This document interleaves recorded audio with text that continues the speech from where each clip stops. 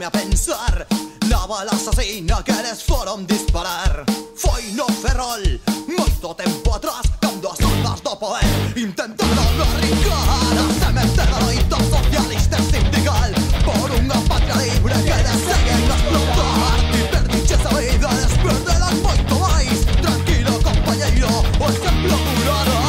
Poncho Rebollas, o xa que segue vivo. Poncho Rebollas, ti sigues na nosa mente, nos ainda non te sentimos.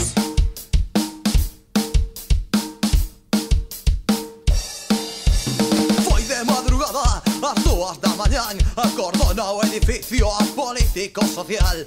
Policía fascista que sae a cazar con ganas de sangre que hoxe conseguirá.